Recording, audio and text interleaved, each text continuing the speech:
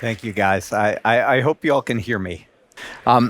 First of all, thank you to the Deliver staff and everyone who got us going. Ernst's terrific intro. I love that he brought up the French teaching thing. Don't hold that against me. I got into marketing pretty early in life.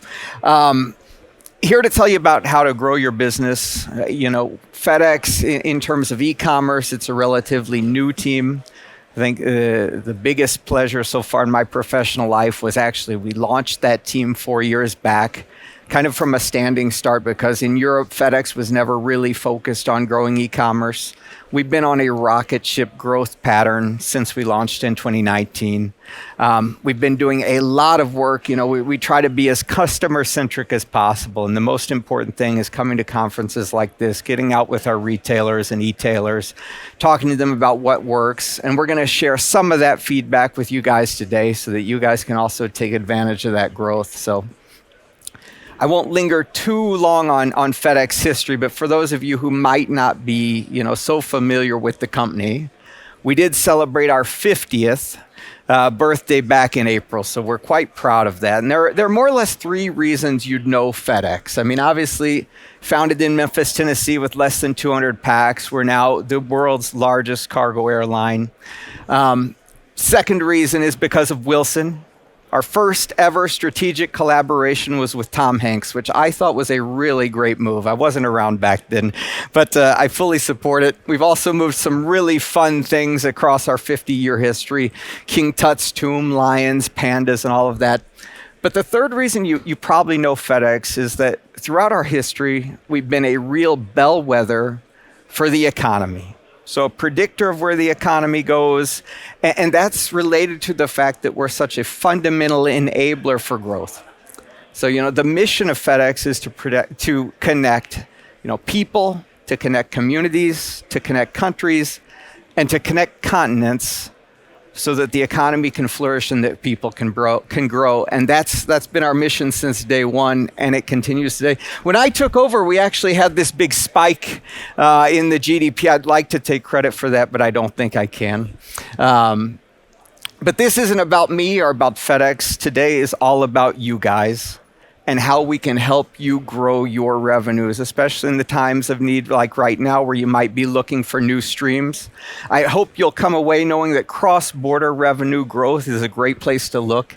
3 real chapters to the story today.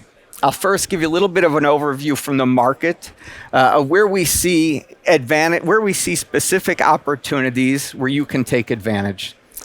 The second is coming out of some of the customer research we've done, kind of the key enablers to understand customer needs to be able to better drive conversion. And then I'll finish off with how we can work together to help you guys offer the right options to not only delight your customers, to convert your customers, but to keep them coming back again and again. Now, one of the first questions we always get when we comes to shows like this, because we've been such a bellwether in the past, is kind of, where is this all going? And we've been on a roller coaster ride over the past 3 years. If I step back a bit, for about 10 years, from the early days of e-commerce to right before COVID, we were more steady state, double-digit growth in e-commerce, taking share from store sales, from in-store retail sales. But the pie was still relatively small. Within, obviously, the retail stores closed down because of the pandemic. We went into pandemic mode, and the retailers actually did a fantastic job. We had people who came to us and, they said, whoa, mandates are coming in and we need to go from completely offline to completely online in a couple weeks to be able to keep our business alive. And I think the retailers really deserve a ton of applause. Take a gift bag too, by the way. This is the incentive to set up front. I really appreciate it. We worked through what we called the shark fin growth. So this is kind of one of the quotes we toss around at FedEx is that if you look at 2020 and 2021, the base for e-commerce exploded. I mean, we grew 3 to 5 years in terms of revenue in the case of 3 to 5 months. We then entered into 2022, which is what created a lot of confusion in the industry because for the first time ever, we saw a year-over-year decline in e-commerce sales. And I think my personal opinion is that it comes from a very simple phenomenon. And if you have a dog or if you're a parent, it's probably familiar to you. People wanted to go outside. You know, they had been in their house, stuck away for 2 years. They then opened the doors, and what consignees told us, or so what your buyers told us, is that they wanted to spend on travel, and they wanted to spend on experiences, and they wanted to do all the things that they couldn't do for 2 years' time. Now, the most important question is that a blip on the radar, or is that structural? And I think what we see in our current business in 2023 and what we're predicting into the future is, you know, you shouldn't extrapolate that 1 year kind of need to go outside and play for something that's structural and going to stick around, because we do forecast e-commerce growth to go back to pre-COVID structural levels from 2023 on.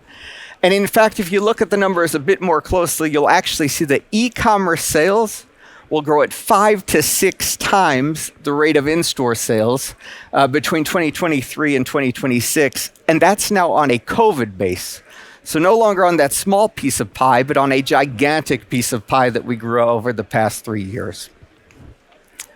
If I extrapolate that globally, and I think these numbers are somewhat common, I've seen them tossed around in other presentations today, you know, that would equate to $1.7 trillion in growth in e-commerce revenue around the globe between now and 2025. So again, you see the dip, but then I think you're going to see the growth where we cross $5 trillion in sales in 2025. And you might be sitting there and thinking, whoa, those are gigantic numbers. I feel like my home market might be reaching maturation, or maybe it's, you know, in a hyper-competitive state. Where's all that growth going to come from? I think, again, the answer is clear to us. It's cross-border e-commerce sales specifically, which are targeted to grow twice as fast as your overall e-commerce market. So 26% year-over-year compounded annual growth rate for cross-border sales versus 13 for domestic. And if I put that in terms of dollars, which I think is what matters to all of us, 37% of all e-commerce revenue by 2030 will be a cross-border dollar. So more than 1 out of every $3 cross-border by 2030. So the next kind of thing you want to make sure that you do is aim your ammunition in the right place. You know, it's the globe. There are 220 countries. We want to kind of hone in on, you know, where should we focus? So if you're sitting here in Europe, today, the top 7 markets will account for 70% of Europe's total revenue by 2025. So there are no surprises in the big 3, I'd say, the UK, France, and Germany. Those are big. Those will continue to grow. Those will continue to be important.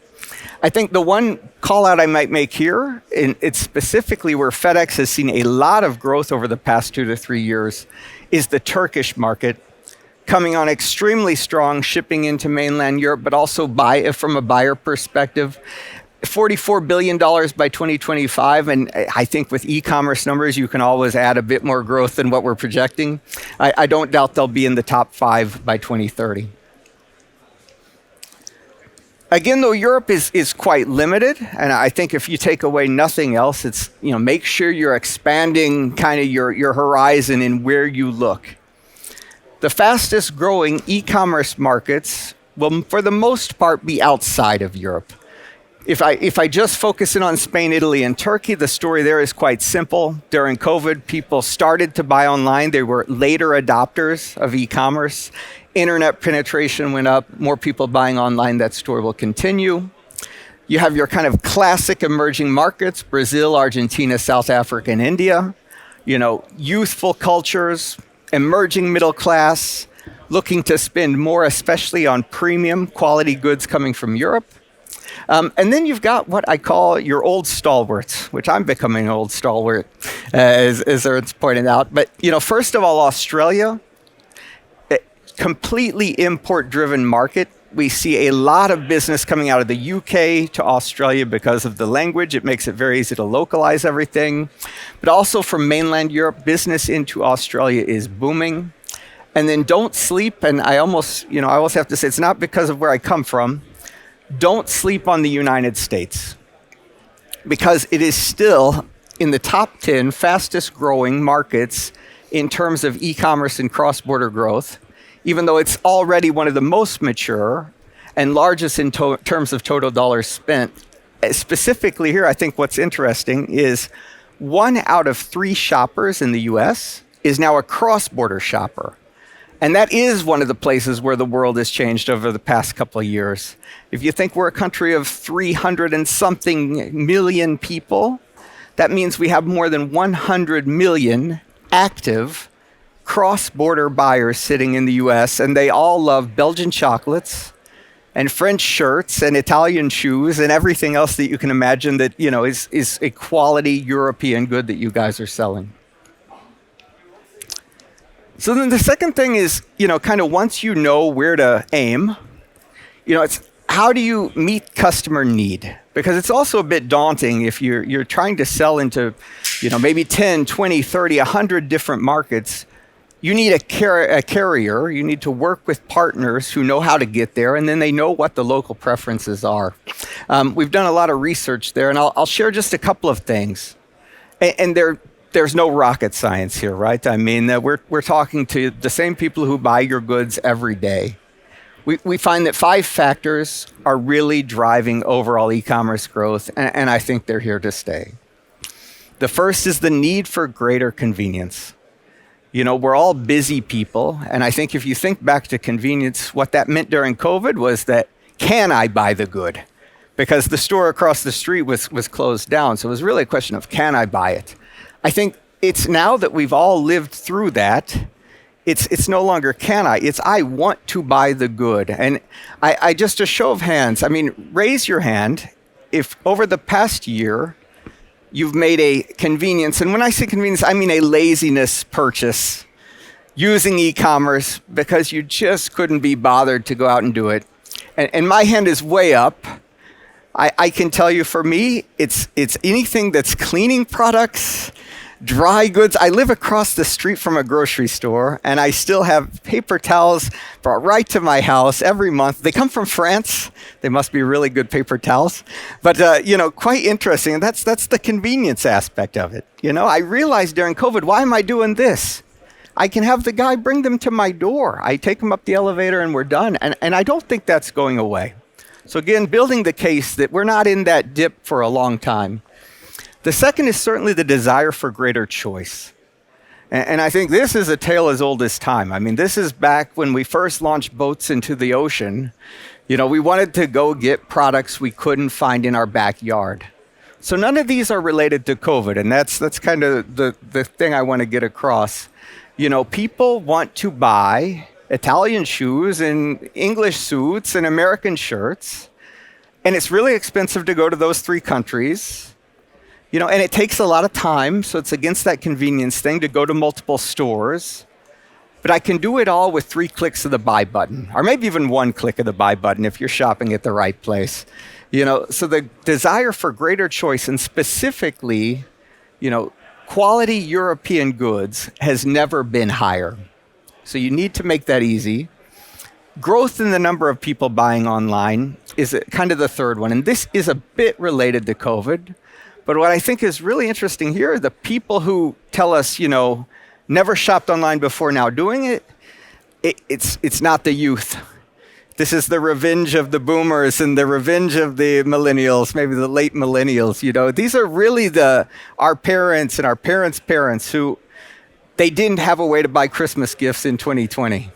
And they thought, shoot, I guess this is the day. I'm going to go to a marketplace, or I'm going to go to one of these brands that I know they like. They bought online.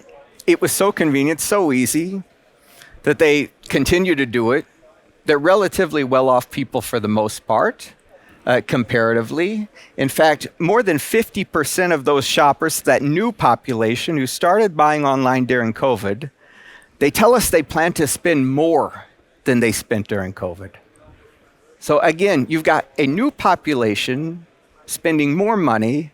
And when you go to the cross-border space, you even got higher shopping carts because you don't just buy 1 pair of Italian shoes, you buy 5 pairs of Italian shoes.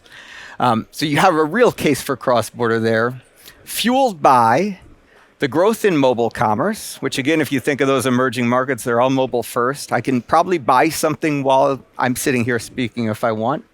And then the growth of social commerce, which really the last thing we heard is, oh, I like to go try on the shoes, or I want to feel like I know the product.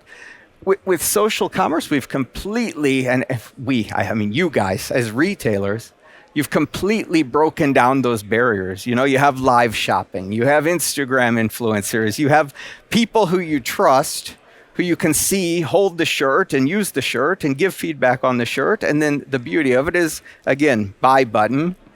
It's ultimate convenience, all driving the growth. And I don't think any of these are going away. So if the case is that, you know, this dip that we saw, the wanting to go outside could be structural at all, I don't think that's the case, because none of these are really linked to COVID. They're linked to human beings and the desires we have. There are specific things these buyers want, and some of these do change, and we work a lot to keep our hand on the pulse of where they're going. And by responding to those needs, you obviously drive conversion. And this is even more important in the cross-border space where the stakes are slightly higher. So the first is speed. You know, customers are still looking for fast deliveries. And we did a bit of global research the last year or so. What we found was interesting. Your average consumer is willing to wait 2 to 3 days to get his shoes from the time he clicks buy. And whether he's buying them from America or China or next door, that transit time expectation doesn't really change. It's more or less 2 to 3 days. Maybe a further distance, he'll go to 4, and if it's close, he wants overnight. But he also wants options. So it's not all about speed. It's about allowing him to take control of the delivery. You know, if I've got it coming in 2 days and I'm not going to be at home because I'm back at work, I want to be able to reroute it to a retail point for pickup. Or I want to be able to have it delivered to me at work or to my friend's house or sign for the package. So that combination of speed and options is unbeatable. Obviously, reusable packaging and kind of the whole green-friendly piece is a big focus area for buyers. Not so much as important today as the cost of delivery, which still trumps that. I mean, free shipping is king. You want to be able to offer perhaps a faster paid option, a slower free option. And then transparency is still extremely important with, I think, kind of the Uber delivery experience really driving where the market is going. None of us are there yet in terms of carriers. But, you know, it's estimated delivery arrival time, so I can plan my day. But it's also in terms of transparency on customs charges. You know, we hear a lot, oh, you know, Courier X showed up. To get my shoes, I had to pay 40 euros more. I didn't know I was going to have to pay 40 euros more. I'm not going to tell you whether you should be shipping DDU or DDP. We have an opinion on that. All I'll say is it's something to consider because it plays a huge role in driving conversion, but more importantly in repeat business. Because that guy who had that 40 euro charge, if he didn't know anything about it, he's never going to buy those shoes again, and you've lost that customer. And then finally, obviously, returns. All I'd say here is 9 out of 10 customers, whether they're going to return or not, they check your policy. And they continually tell us, we check the policy, and if we don't think it's, you know, it's fair, I'll let you define what fair means, but we go to buy from somebody else. You know, because there are so many options now. You really have to keep your pulse on these things. So how do you offer the right options? And here, a bit of a Fedex sales pitch, but I promise not to go too far. You know, because I think first and foremost, what you need to do is be fast into markets. So if you have a hit from Argentina or from Brazil tomorrow because you look at SimilarWeb and you say, wow, I've got a lot of buyers all of a sudden interested. Maybe my social campaign worked out. You don't want to have to launch a 3-month project to be able to ship that package. Because again, they're waiting for 2 to 3 days. And I think the beauty of FedEx is, you know, we obviously have a network that serves 220 different countries. We're completely unmatched in terms of quality and speed to the United States. I won't spend too much time there other than to say we also have the biggest retail network. It's a question you guys always ask me, so I'll say we have the biggest retail network. In Asia Pacific, it's similar. We're increasing our capabilities there. And then Europe has been the real crown jewel over the past couple of years because we've completed the integration of TNT Express, which we purchased in 2016.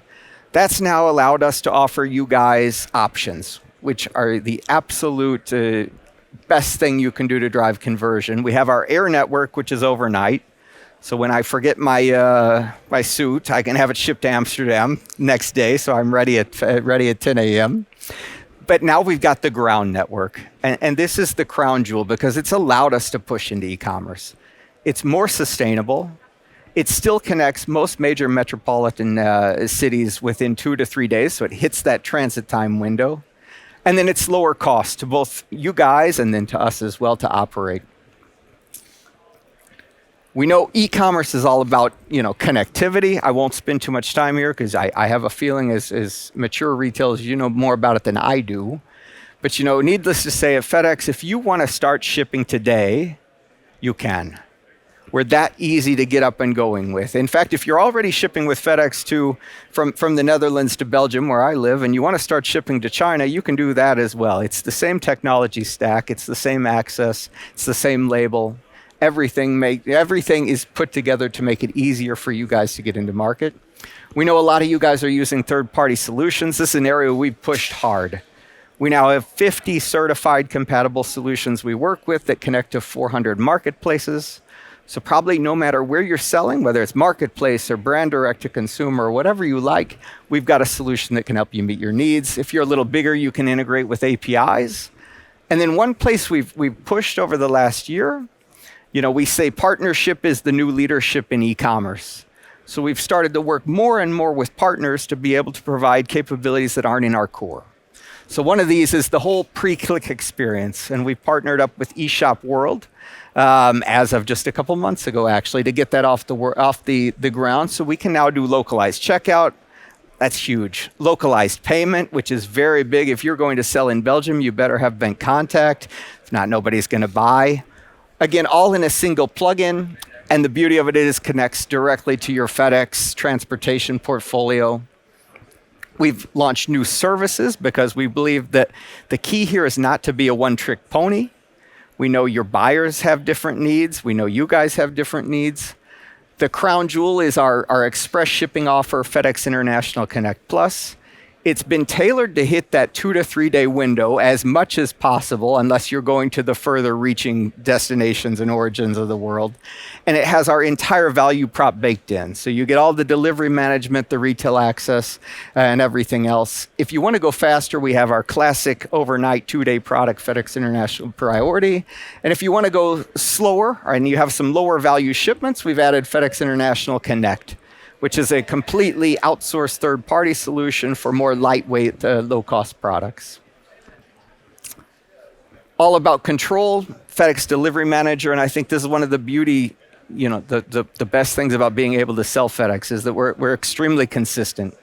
A lot of people, they come to me and they say, the carrier I'm working with today, it's a different experience in France versus Italy versus XYZ. FedEx Delivery Manager is present in nearly 100 markets today with the same convenient delivery options, give or take, no matter where you're shipping. So your consignee delivery experience is extremely consistent and extremely premium. You can use one of our pickup points if you're not going to be at home. You can deliver to another address. I won't read them all out, but what I will say is it's all provided free to you and free to your consignees because it makes for a better recipient experience. And finally, if the shoe doesn't fit, we do have a wide variety of return solutions. We can obviously put a label in the box or we can email a label. We've also, again, started to partner up to offer kind of a one-stop shop working with Zigzag, if you're interested in that. So we can get you off the ground, up and running, connected there. And then the final point I'll make is on sustainability. And here, we've made a promise to the market to be completely carbon neutral by 2040, and we're working toward that with sustainable fuels and all the things that make headlines. I think what's really important to realize is that by working with FedEx or any other carrier, there are a lot of ways that we can all make deliveries more sustainable today. And it's really a win-win-win. I mean, it's better customer experience, it's better for you guys, and it's better for us. Use the flexible delivery options. That way customers get their shoes the first time. They don't have to chase. They don't have to go, figure out why they weren't delivered or, when they'll be delivered. They get them the first time. That makes us not have to do extra trips. Use the retail option. direct to retail or redirect to retail. Customer gets the pack on their terms. We avoid deliveries to the homes, which are eliminating kilometers traveled and directly reducing carbon emissions. And then finally, we offer the reusable pack. So if you send a t-shirt out, it's too small, you can use the same pack to send that t-shirt right back and get your return. So just a couple things, we don't have to invest in electric trucks to become more sustainable. There are a lot of things we can do today while we also invest in electric trucks and bikes and all of the good stuff. So I think we're going to take some Q&A. We've also got members of our commercial team, both here in the audience, they're hidden, but I bet you'll be able to figure out who they are. We have our booth over there. If you guys would like to know more about how to move from now to next and diversify your revenue streams with Fedex or any other topic you might want to talk about, we've got a booth right out there. I'll be right here and glad to do Q&A. And I think I have to change the headset to do Q&A if I understood correctly. Yep, this one. Well, you're putting that up. Well, thanks so much, Chris, for giving us a little tour through obviously what's happening in the industry, some of the key trends that we saw, and I would say a small sales pitch in between. But on that part, we obviously sort of interested in, I guess, also the first part. Also sort of what we see as the key trends and how do we need to cope with that as a group of retailers. So let me open the floor. Is there already having somebody a burning question? Or I can kick that off already. I see Kenan here, sort of, thinking about intelligent questions. So we'll give him another minute. So my first question then effectively would be sort of working on the whole sustainability. You say so. Yeah, not everything is about cars, automobiles, type of thing to make them more fuel efficient. Yeah. But sustainability. How do you help your customers to also sort of embrace that part? And being a delivery company in essence. Where would that sort of fit your proposition? Yeah, I hear myself in this headset, so I hope you guys can hear me. I think it all starts with making sure that first of all, we push the simple things and we make those very easy for you guys to integrate and for your customers to take advantage of. And that goes back to the green slide, right? The things we can do today. And then the second point is that we are making significant investment. You'll see the FedEx bike couriers going around in Amsterdam. You'll see the billions we're investing in renewable fuels. You'll see the Tesla truck deals that we've signed in the United States and will continue to roll out abroad. So you see the real tangible things. But I think more than anything, it's just making sure that you guys are aware so that if you have a need or your customers are telling you the sustainability is important, we've got that thing ready to go to help you plug it in and take advantage. Cool. So also in the topic we have sort of this cross-border or international, it used to also be a little bit sort of international big thing in the B2B space, right? But now you see also moving into the end consumer, opening the entire world. So where were the pivotal points from your perspective that really made that change? Was that really COVID sort of in there, or were there other drivers actually making that happen? Well, we were on a growth trajectory already before COVID. I think COVID was kind of the turbo booster for everything in e-commerce. I mean, which changed fundamentally the amount of packages we move. At one point, we were over 50% of our total volume was e-commerce during COVID. I think now we're back to 20-30%, which is more or less your market average. I guess the one thing that still holds true, and it was a stat that we had before COVID, is a stat that we have after COVID, and it's FedEx, but also market. 9 out of every 10 new packs over the next 10 years will be an e-commerce pack. So if your business is B2B, you're going to need to diversify some way, whether that's new channels or new customers or whatever. But the future of the world is e-commerce because of the 5 kind of fundamental things that are happening. And then even the way we think of B2B, we don't do many catalog sales anymore, call up when I need new staplers. I mean, that also for us at FedEx is e-commerce because we look at it as more of a channel. We want to respond to the needs of that channel. So. Okay. Yeah, we have 2 questions here in front, one here and one there on the right-hand side for you, left-hand side for us. There you go. Can you state your name as well? Pim Volgen, Kenan, as you mentioned. Question: how do you see the development of the couriers itself? Because there's a growing shortage on drivers everywhere, and everybody tends to go more to e-commerce and more predictable. But the unpredictable factor is the drivers, for sure, during holiday seasons. You mean in terms of, The delivery.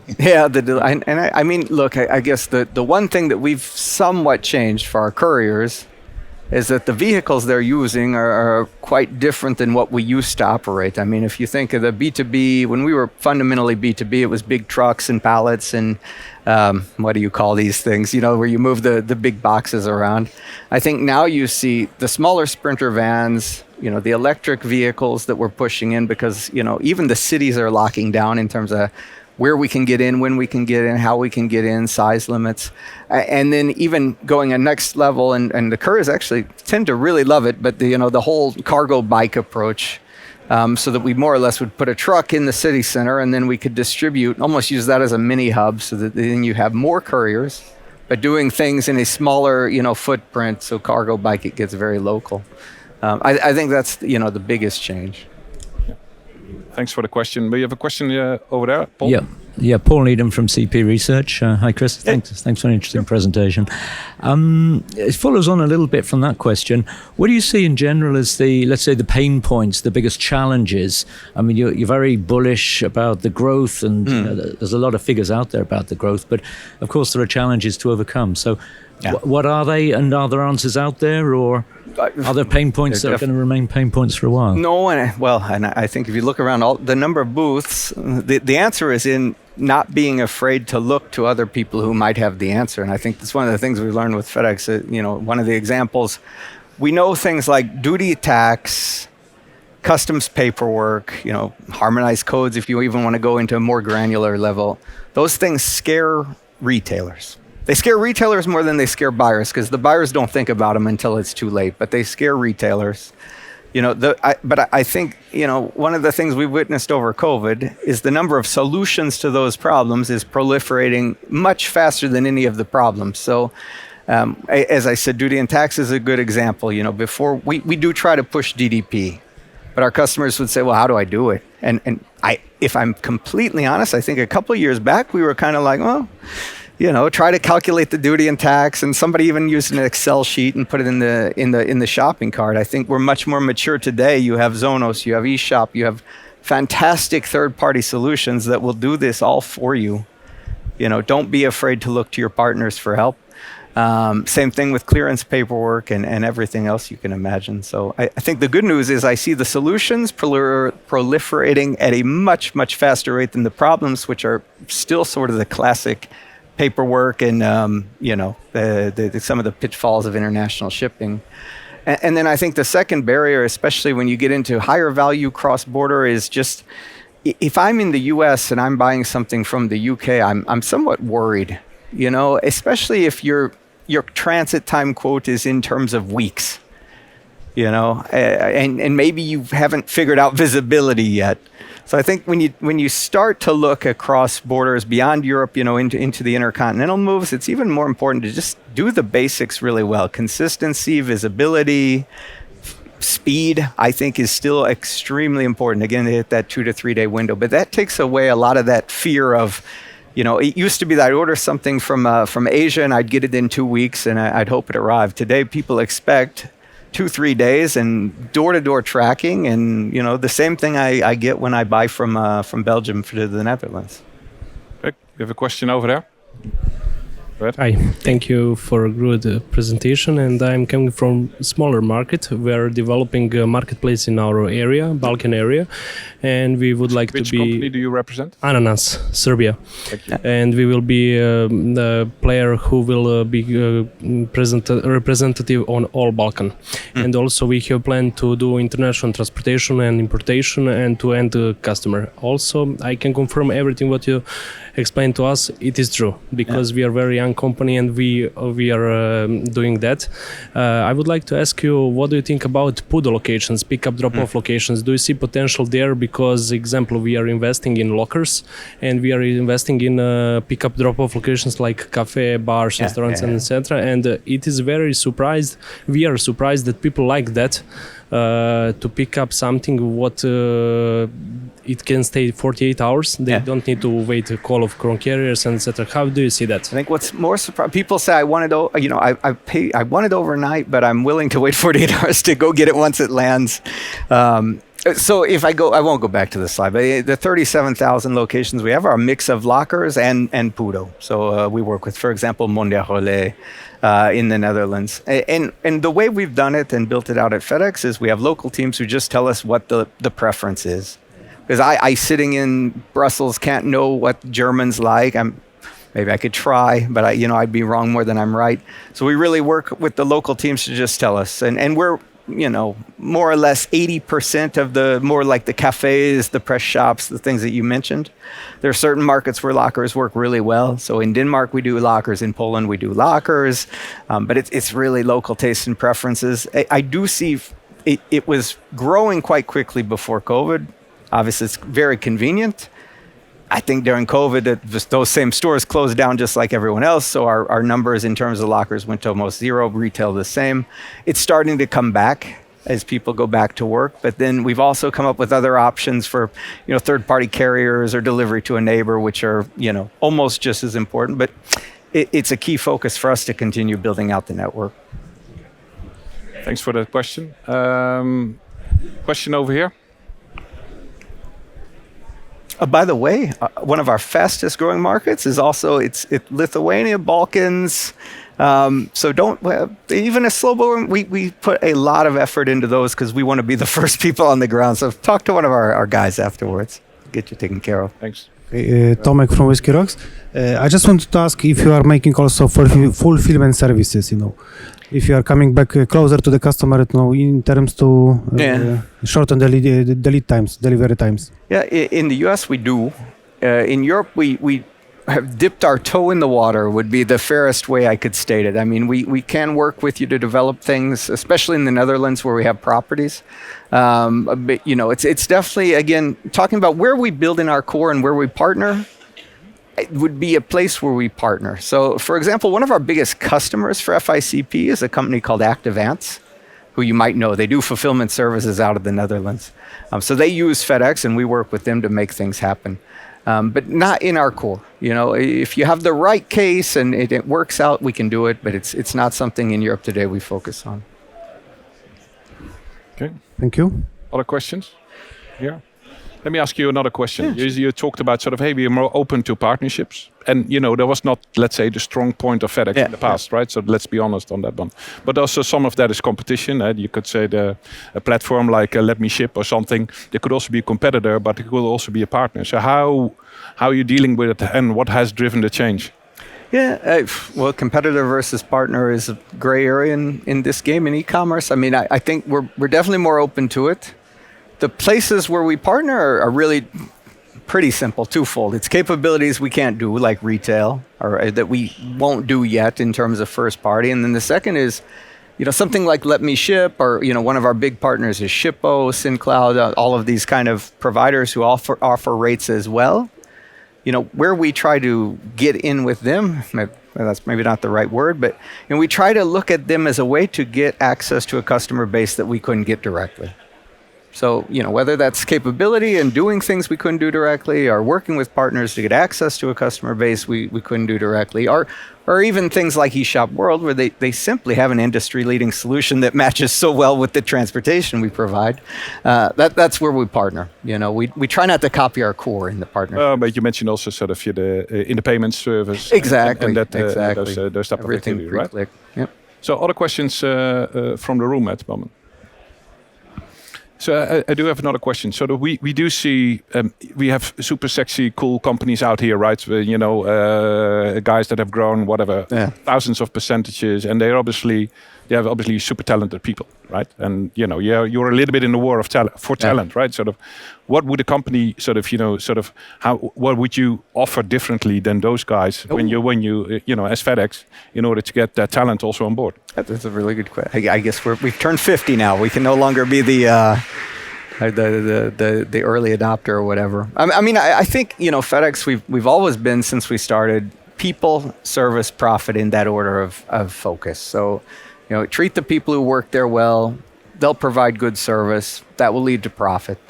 And we continue that. I think we've had to, reinvent, because you're right, people want new ways of working. They want, much more in terms of diversity and inclusion. So we're now doing, we've adapted remote work, we've adapted hybrid work. So we've given employees or prospective employees that kind of option, and then big focus on diversity and inclusion. We're trying more and more to make sure that the people who work at FedEx look more like the people who buy the products. It's always going to be a journey, and like you said, I think the expectations of prospective employees are always very high, but we try to keep pace with that and respond to those. And I guess the only other thing I'd say is our offices are in Hoofddorp in the Netherlands, so if you've got a resume, drop it off with me or stop by. We'll take care of you. I tried that once. 12 years, 12 years I worked for TNT, so I can sort of reiterate that's definitely a nice journey. So that effectively concludes my questions. And thanks, Christopher, for leading us through the challenges that we're having in the market, key developments that we have to look out for, right? And then also give a sort of elaborate view on what type of elements could be key to success.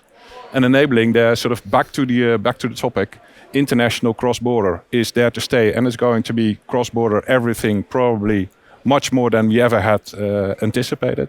Second, also you need the tools and the right providers effectively to make that happen, and then also to see sort of making great strides from FedEx. So it's also definitely something I learned again today, to see sort of how fast you have moved on and picked up on many of the elements that were out there. So it also shows the agility of the company that you have represented. So thanks a lot. Give a big hand to Christopher Hodge. Thank you, guys. Thank you so much, Ernst, for the warm welcome and leading.